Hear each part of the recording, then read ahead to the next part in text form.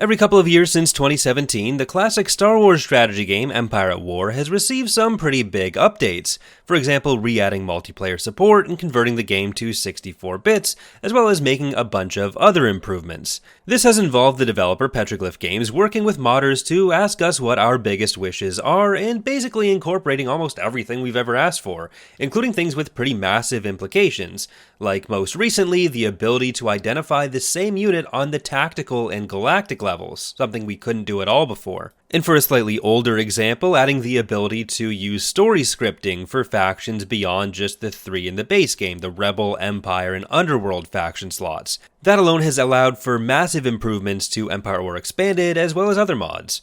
But people still ask me and other modders all the time what our biggest desire would be for a patch if another one happened, and I actually think most mods would agree on one specific change which would make things so much more flexible despite being relatively boring on the surface: expanded bit fields. While the game itself has been updated to be 64-bit, there are certain parts of the game which are 32-bit, unrelated to the engine change.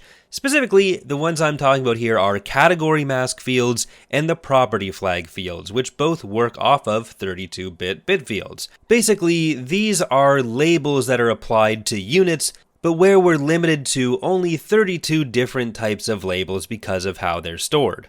Category masks are basically a label you apply to every object in the game, which tells the game what kind of thing that object is. So, for example, there's Space Hero, Land Hero, Capital, Corvette, Frigate, Upgrade, and even Wall, which are used for different types of objects. Those are some of the simpler ones where it's pretty self-explanatory what they are. But here's what all of the categories currently look like in Empire at War Expanded, with only one or two open slots because we moved certain things, categories marking things as boardable or as interdictors, over to being property flags instead, which are basically additional markers telling the game some extra properties of units, which are used for less extensive and kind of less important elements of the game. But these categories are similarly limited to just 32 entries, although we don't use quite as many of those so far. And here are the ones we do use. This includes things like GTS Immune, which we use for marking things as not being able to be killed by the ground-to-space weapons on the galactic level, with the attrition we added there. There's also things like Carrier, which acts as an extra hint for the AI, telling it to keep certain units towards the back of a battle, and then another property flag, Do Kite, which is used in kind of a similar way, telling the AI to do certain things in tactical battles. In this case, it's to tell the AI that they can move certain units like T2Bs, which are fast and have replenishing shields,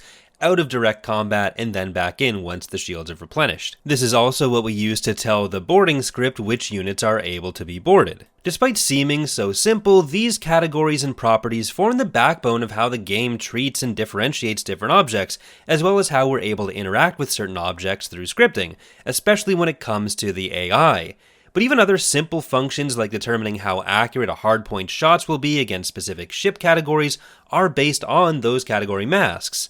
With the AI, these labels are the primary way the AI thinks about what its ships can do and what types of ships it needs to build. You can technically just add specific unit names to its attack plans, but then you're more likely to lock them out of being able to move or attack if there's units with more niche availability. So if you always tell a faction it needs a Secutor to attack, then if it can't build a Secutor, it's not going to attack. The more category masks you have, the more you're able to be specific about when it needs certain roles and what those roles are supposed to be able to do. So this is used not just for marking things as capitals, frigates, corvettes, fighters, and bombers, it's also used to mark them as anti-fighter, anti-bomber, and so on, with each of those taking an extra category mask as well. Fun fact, in the Old Republic playthrough I did recently in the very work-in-progress version of Revan's Revenge, the fact that we were still working on a lot of unit code and had forgotten to properly label the units as anti-fighter and anti-bomber prevented the AI from wanting to attack most of the time because they didn't think they had any of the anti-fighter and anti-bomber unit types that they needed to make an attack. Oops.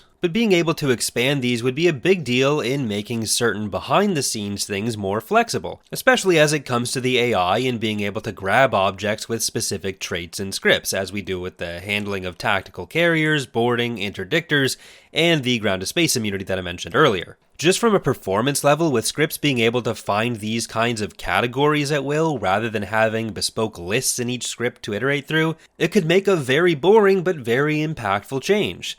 As it is, we sometimes do get creative with how we're using these categories. For example, when the AI is processing what to build, even if something is locked, it'll still process that object if it's affiliated with the faction. But if you use a category like wall, then they'll stop considering that as any kind of viable option. We do this with things like the filters for the New Republic command staff, where the player needs to be able to press those buttons because they're basically treated as new GUI objects. But the AI is never directly interacting with the menu, so there's no reason that they would have to press those buttons. And calling them a wall allows the player to still build them, but then the AI doesn't need to see them at all. What you can really see, though, is more videos by liking and subscribing for more.